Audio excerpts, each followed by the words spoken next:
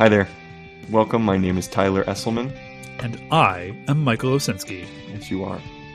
And this is This One Goes to 11. It's, just a podcast where we talk about music and we invite somebody on, somebody we love, somebody we know sort of, I guess, just to talk about an album that means a great deal to them, something they got a lot of history with, an album that they consider to be perfect. So perfect, in fact, Michael, that 10 out of 10 just isn't good enough. Just doesn't cut the mustard. Oh, hence This One Goes to 11. I'm starting to get this now. Yeah, I see you catching up. This week, we're talking with Tai Verley. Tai is a New York-born but Philadelphia-based multi-talented actor, artist, and lunatic. Her words, not ours. She is also the artistic director of Revolution Shakespeare, a theater company that hopes to change the way we as a society see, hear, process, and most importantly, learn from the Bard's stunning body of work through adaptations of all kinds and collaborative spaces that allow our modern sensibilities to reflect on these universal stories with our own truth. And last but not least, she has a 1-year-old Australian Labradoodle named Hugo, whom I have not yet in person, which is a true crime. Oh, Hugo's such a good name for a Labradoodle. I know. Oh my gosh. We had an excellent time talking with Tai. I would just like to state it was so a joyful conversation that I am sure you were all going to enjoy. So, without further delay, let's get right to it.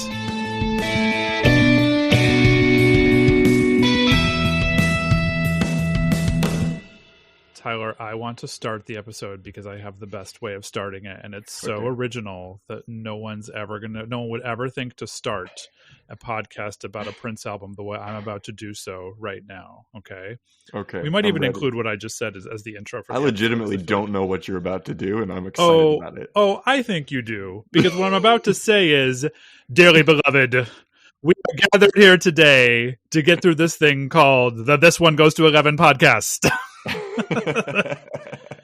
We are joined by Tai Verley. Hey, Tai, how's it going? Hi, I'm okay. Hi.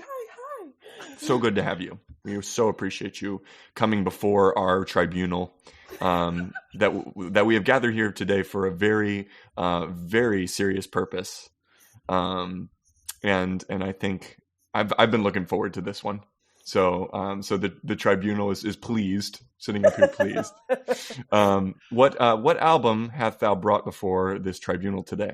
I have brought forth Purple Rain by the wonderful artist that is Prince. Yes.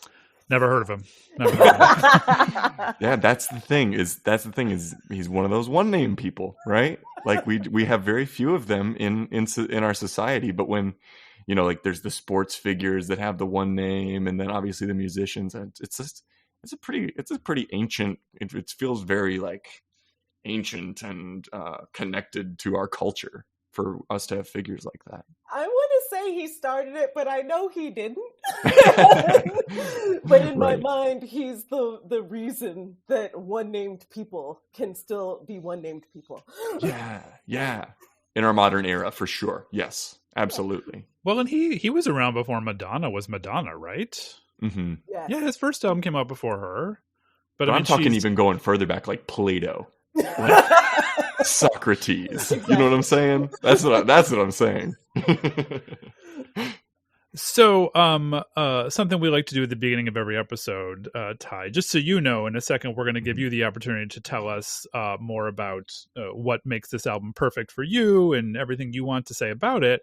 And we're going to evaluate, the case that you make, super scientific scale, as you will see. Oh yeah, I'm ready. But before we do that, something we like to do for our listeners is give them some context, which we currently like to call, although the title might change next season, the Beginner's Guide to Purple Rain in 60 Seconds. And Tyler is going to present that this time. So he's going to give us a little intro. Yeah. This was quite a task. I got to say, this was the most difficult. I was saying this to Michael beforehand. This is the most difficult undertaking in this particular exercise that I've had so far. So thank you for the challenge. I appreciate it. You are so welcome. I'm ready to hear. So I will start the clock, and then after Tyler finishes, we'll ask you to evaluate his performance. Okay. Tyler, are you ready? Yes, I am ready. I am touch of sound. I'm ready. Oh, all right. Your 1 minute starts now.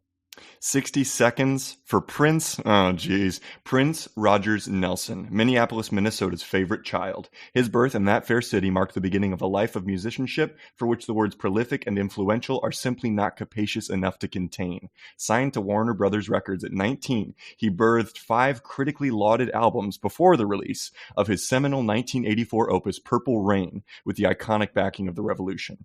Purple Rain served as the soundtrack for his movie musical of the same name, for which he won an Academy Award for Best Original Song Score. Its successful blending of spine-tingling funk and R&B energy with a cocktail of experimental rock and electronic sound made for a pop album unlike any heard before or since. Purple Rain was Prince's first album to reach the top spot on the Billboard 200 and ruled the roost for a solid 6 months. To date, it has sold over 25 million copies, making it one of the best-selling albums in the history of popular music. Wow. Under Under 60 seconds. That's impressive. I'm pretty proud of that one. I'm pretty proud of that one, I gotta say. Wait, what am I rating on? Oh, Well, it's your scale. I mean, Yes. it can be numerical. It can be Imagistic. any sort of whatever scale you want to create Emotional. for this. I feel like because this goes to 11, I should be scoring from 1 to 11, Okay. and I feel like that's a good 10. That's a good 10. Okay. 10 out of 11. That's a good one. 10 I would- out of 11. I would take that. I mean, that I was would take it, yeah. that was a Yeah. gargantuan task you had to accomplish there. You did And the see, life cycle. The nice thing with that, well, the nice thing with that rating is that I know exactly which areas I missed out on with him as well. Because you want to, in these things, you want to balance it a little bit between the artists themselves and then this specific album that we're talking about for the complete newcomer to Prince. So I feel like this will give us an opportunity for you to make your case a little bit more about his context as an artist, like just in the larger sense. Which I'm glad I didn't give any of that away. I prefer to leave that task to you Leave as that unsaid until I say it. Exactly. Well, okay, so that's 10 out of 11 on the board for me, which it does count towards our ultimate consideration of whether this album is truly perfect. Mhm. So, I guess maybe I'll kick this off with a little question for you. I think one of the things that we always come to in our considerations of these things was the moment that you discovered this album, if you can remember it, and like how crystallized that moment is for you, or if it's a more general sort of wash of things. Would you be able to tell us more about that? Yeah, I could. I don't remember the exact day, of course not, but because I was young. So my introduction to Prince happened around the time that the Batman movie came out with Michael Keaton. Yeah. Okay. So the Batman came out, and Prince did like the soundtrack for that movie, which I only like looked into and said, I really want to know more about this artist. This seems pretty cool. And then was introduced to Purple Rain, which came out like I was, I don't know, 1 or 2 years old when I think the album came out in like the 80s.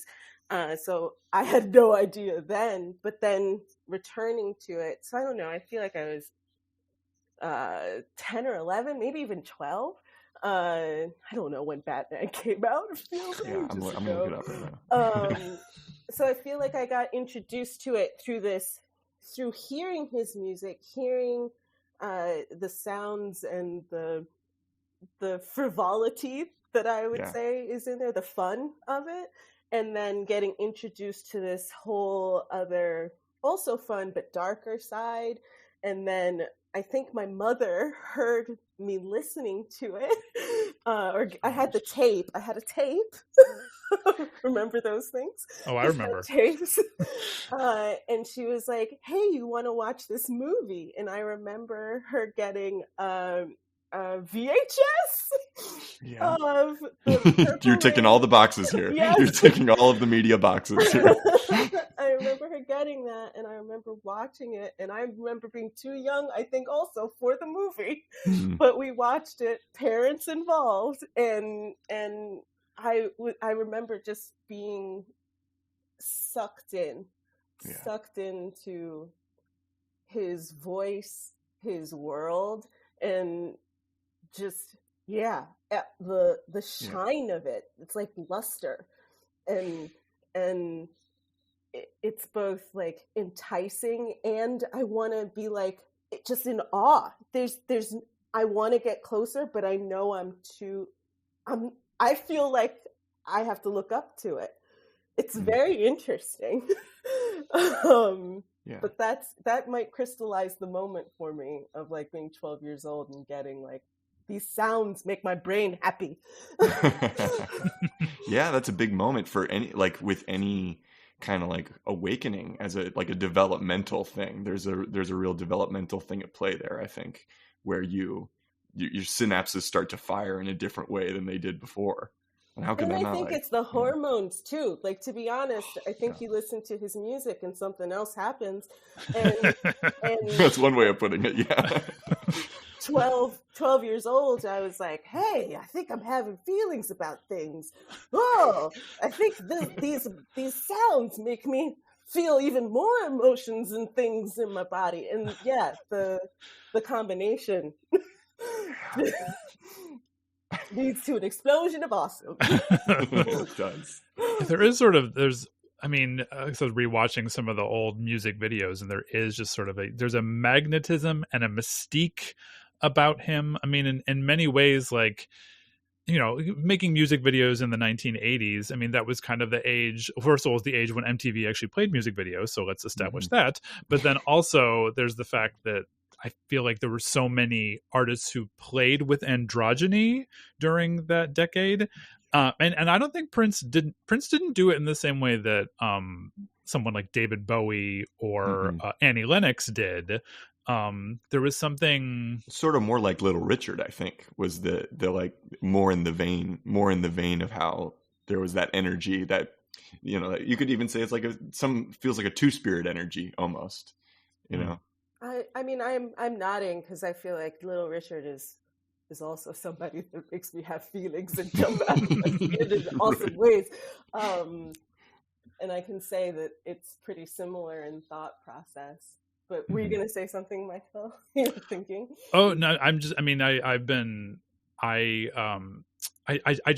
memories I have of Prince are just from MTV in the 80s, because I probably watched as much MTV as I did Sesame Street when I was little. And just the images, I always remember thinking that, you know, a video like When Doves Cry or 1999, that there's just this, he created a different world visually that also belonged to the music. I mean, it felt like he was a total artist in the sense that there were visual things to accompany the sound, and they all felt like they went together, and they all felt uniquely him. Yeah. Were you able to watch all the music videos when you were growing up too? Yes, absolutely. I wanted to dress like him. I asked he was on like an MTV award show with chaps on, and I remember trying to make some, and my mother being like, do you know what you're doing? And I did not know, but I just wanted to do what he had done. And I wore my hair like him in the bouffant kind of curls in the front to the back. I tried, especially because MTV was showing those videos all the time, and sometimes late at night when for my age I wasn't supposed to be watching. But yeah, I wanted to be him. I wanted to marry him, and I think I remember telling my father that he would take my last name. Like I wanted him to take my last name so that I could own him. Like that's also what I thought about like keeping this person close to me. Yeah, that's a different kind of attraction. Yeah. That's really you can see that in the lyrics, you know, the lyrical quality of especially the back half of this album, that like I'm not your I'm not your friend, I'm not your lover. But I would die for you. Yeah. I would die for you if you wanted me to, which is so it really infected you. It You really had did.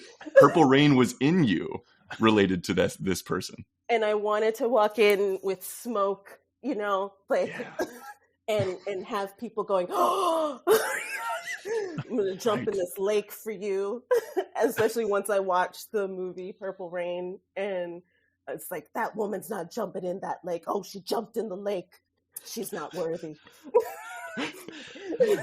I have to confess one thing, which is that I had planned to prepare for today's recording by watching Purple Rain because I have not seen it. But I was just to give our listeners a sense of what week we're recording this. I have been doing nothing but grading all week, and I have not had the opportunity to watch that. Guy.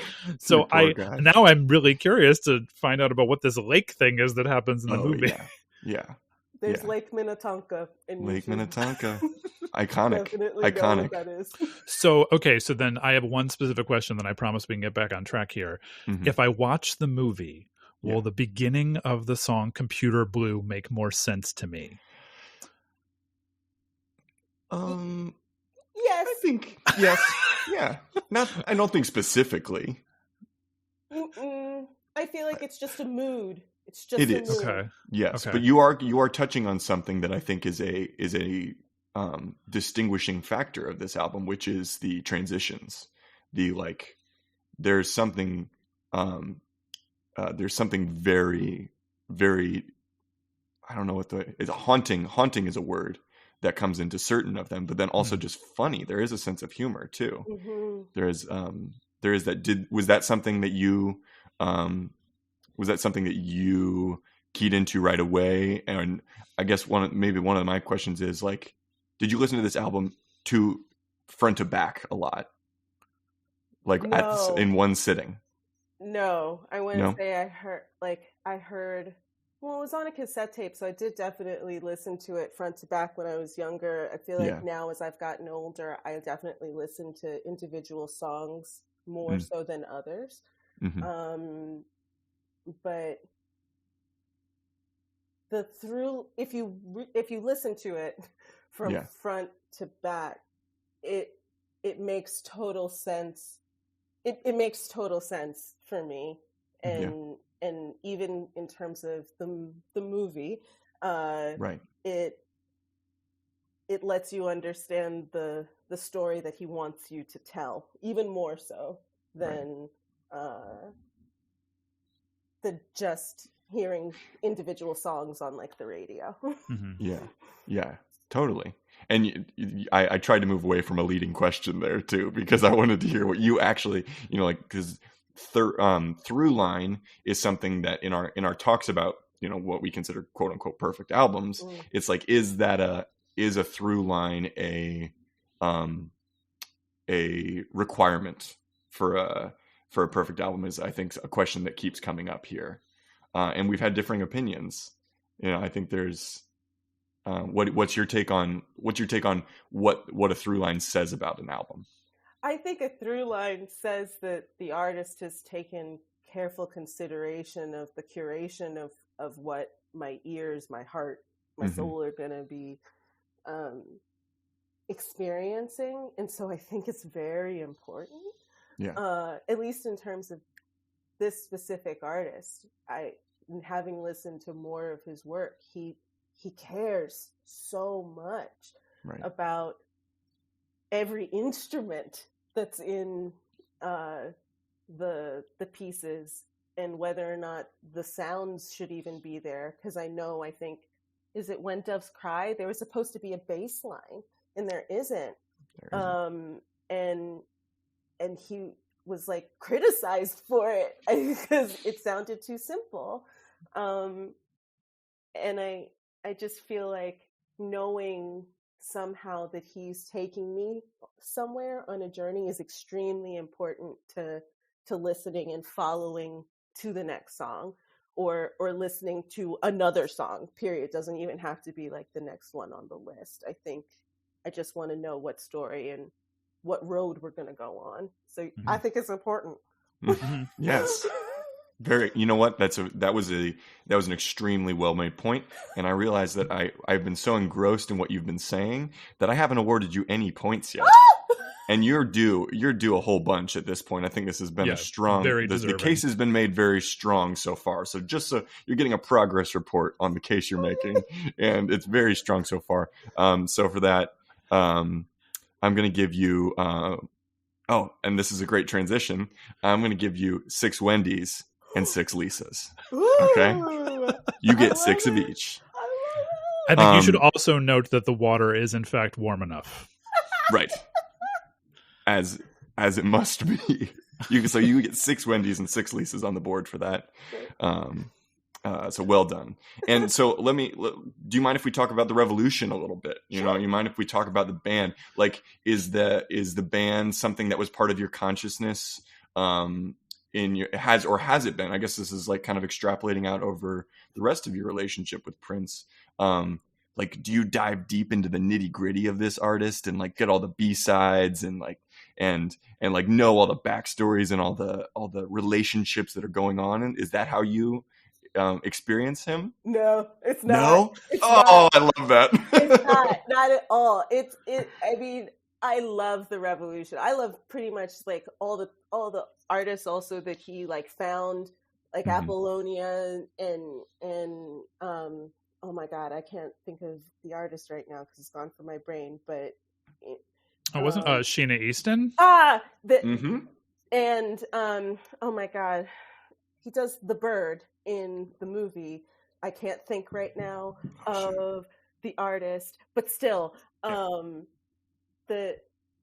all of those people feel very important to that time of his in his not just burgeoning self as an artist, but they feel very important to the 80s, to that music time frame. Sure.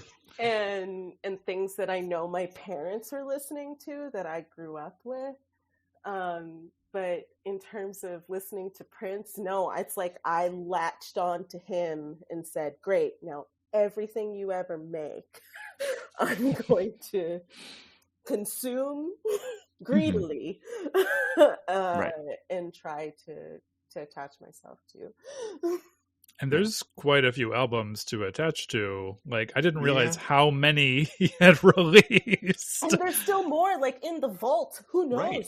Like, well, that's an interesting. I think his. This is kind of zooming forward, right? But how he has existed through his estate beyond his passing, and I got to say it is a tragic passing. This is something like you can't tell this story without acknowledging the tragedy of the circumstances under which he passed, and so how he has existed through his estate since is fascinating, and in some ways, I wonder if it's a little bit against what his wishes might have been. I'm making eyes at you. Yes, absolutely. Yeah. Do you have an opinion? Do you have an opinion on how his estate has released music since he died? I feel like he, other artists I'm thinking of, even Michael Jackson, Whitney Houston, I think once they're gone, they do not have a say. And so therefore we should not try to listen to things they didn't give to us. I feel like, why don't we just have respect and love for the things that they did give to us and leave it be. So I'm just of the mind that like, yay, I'm so ready to hear new music. I love this artist, but I also feel like they're gone. Right. And their genius was great when they were here, and I'm so grateful for it, and I'm good with that. Yeah. Yeah, well said. I think that's really something that maybe it seems to me like we might have a little bit of a knee-jerk reaction when we lose an artist from the world. And Michael and I this has been a topic of conversation of Michael's and mine for many years now, of like how does your relationship change to an artist after they pass? And maybe we just think we want more, but maybe we don't actually. I really, that makes a lot of sense to me. And we learn from their music too. Like I can hear similarities and things that like Janelle Monáe puts out with Definitely. stuff that Prince did. I can hear it in so many artists that like that's what's so great, that we've improved upon, but and moved past, so that like they still are awesome. We don't have to like right. just keep reminding people they were awesome. Yeah, just listen to this old album. Yeah. We know. Yeah, I mean, it's like when I was re-listening to the album this week, I was just thinking I can't remember which song it was, but it sounded to me like I can't remember which song on the album it was, but it just sounded like Prince was the descendant of James Brown in one of the songs. And then and it makes perfect sense that, of course, like other artists are going to, continue to pass the torch. Like it's just sort of a long legacy of, respecting your influences and doing something more with them. Oh yeah. There's reverence there. I think now might be a good time to listen to a song from Purple Rain. Tai, what have you chosen as the standout track from the album? The standout track is okay. Strong words. I'm gonna put a big fat is on the board for you, by the way, for how strong that was. When Doves Cry. Period. Yes. Well, then let's take a listen to that. That's the end of part 1. If you access this episode via our YouTube playlist, you're about to hear our guest's standout track. If you'd like to jump ahead to part 2, you'll find a link in the description of this episode.